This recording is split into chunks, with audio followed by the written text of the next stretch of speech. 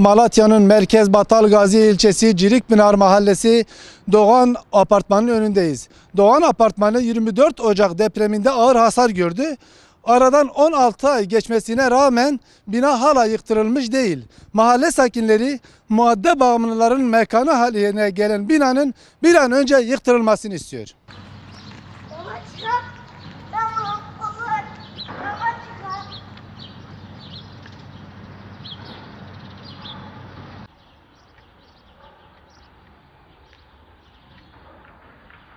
25 yıldır bu mahallede ikamet etmekteyim. 24 Ocak depreminde bu karşımızdaki bina zarar gördü.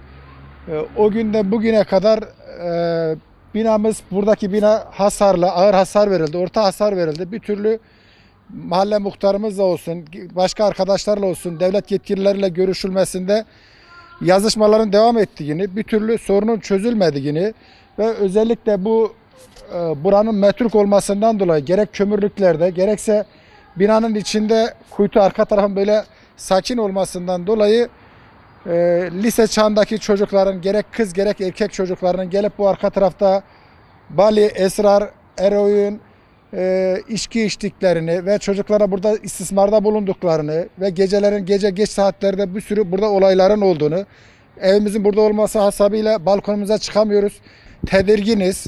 Bizim devlet yetkililerinde özellikle Malatya'daki yetkililerimize başta valimiz olmak üzere Ankara'da Çevre ve Şehircilik Bakanımızda özellikle rica ediyoruz. İstirhamımız burayla bir an önce yazışmalarsa da bir şekilde buranın çözülüp mahallenin huzura kavuşmasını istiyoruz. Çünkü burası tabiri caizse Teksas olmuş. Gece burada silahların sıkılması, insanların birbirini bıçakla sopayla kovalaması. Bunda 3-4 gün önce gece burada sopayla birbirini kovalayan 5-6 tane 20 yaşında gençler bağırarak mahalleyi rahatsız etti. Bir sürü sıkıntı oldu.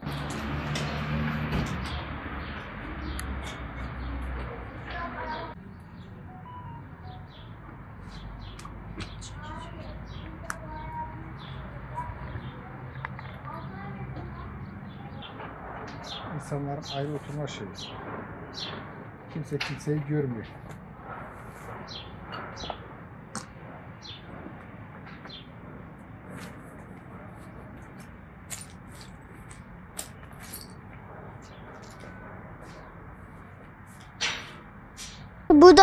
Burada pis adamlar bağırdı, biz arkadaşlarımızla korkuyoruz ve biz burada hiç oynayamıyoruz.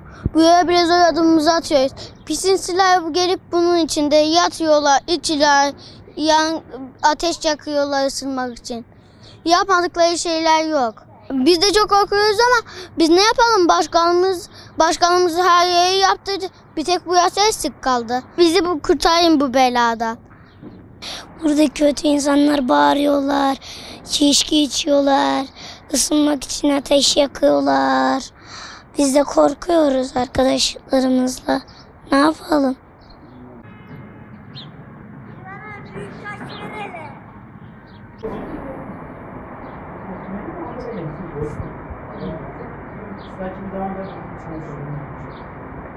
Ne güzel olmuş. Biz bayağı sıkıntı çekiyoruz mahalle sakini olarak. Bizim tam karşımız olduğu için ne balkona çıkabiliyoruz, ne pencereye çıkabiliyoruz. O yüzden aşırı derecede sıkıntılar oluyor. Bir bakıyoruz ki gece bir silah sesi geliyor. O yüzden 16 aydır rapor verilmesine rağmen bir türlü yıkılmadı. Aşağıda lise olduğu için lise öğrencileri burada oluyor. Ondan sonra madde bağımlıları buradalar. Bir bakıyoruz içeriden dumanlar çıkıyor. Ne yaptıkları belli değil. Kız erkek girenler belli olmuyor. O yüzden buranın içinde ne yapıldığı bir türlü belli değil. Yani her katı ayrı bir olay olmuş buranın. O yüzden yetkililere sesleniyoruz ve bir an önce buranın yıkılmasını talep ediyoruz.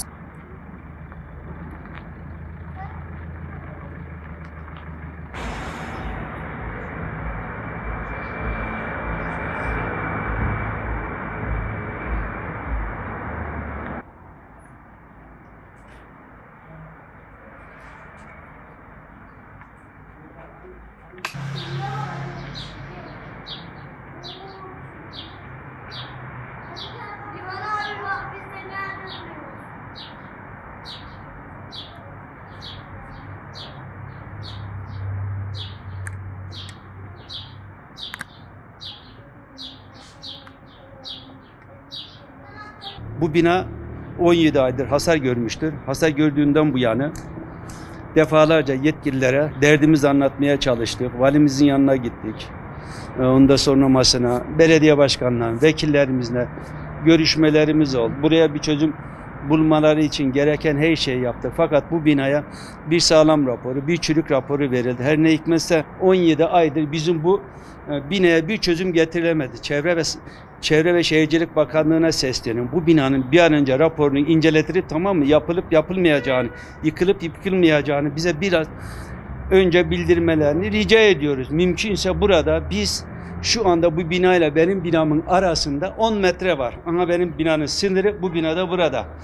Burada her gece her türlü pislik oluyor. Serhoşu da burada, ayaşı da burada, hapçısı da burada. Ne kadar Türkiye'de pislik varsa burada var. Balkonlarımıza çıkamıyoruz. Çağımızın, çoluğumuzun psikolojisi bozuldu. Ne yapacağımızı, ne edeceğimizi bilemiyoruz. Yani yetkililere sesleniyorum. Bu binanın bir an önce yıkılmasını istiyoruz. Bize yardımcı olsun devlet yani. Devlet herkese, her yaraları sağı da yani bu ufak bir binayı mı yıkamıyor? Bu binaya bir çözüm mü bulamıyor? Yani bizi rahatlasınlar. Biz de artık evlerimizde rahatça oturalım. Gece saat 2'de 3'te burada 30 kişi, 40 kişi bağıran kim, çığıran kim, küfür eden kim? Çocuklarımız utanıyor, balkona çıkamıyoruz, muhabbet yapamıyoruz. Yani bize yardımcı olsunlar. Ha, hiçbir şey yapamıyorlarsa işte olmazsa bu binanın girişlerini belediye başkanlarımız olsun veyahut da valimiz bir yetkili göndersin. Bu kapıları kapatsınlar, en azından bu binaya giriş sağlanmasın.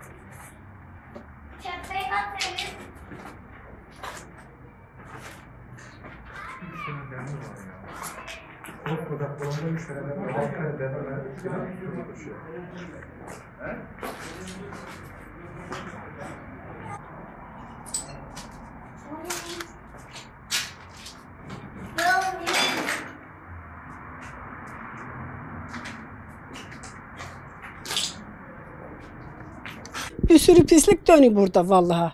Çocuklarımıza kötü örnek oluyorlar. İstedik ki bu ev bir an önce yıkılsın. Biz de rahat edek. Huzurumuz yok. Balkona çıkamıyor. Giren çıkan belsiz korkuk gibi bir şey söyleyek. Yüzümüzü bükük içeri giriyor. Burada utanacak bir şeyler oluyor. İnsan utanıyor ki söyleye.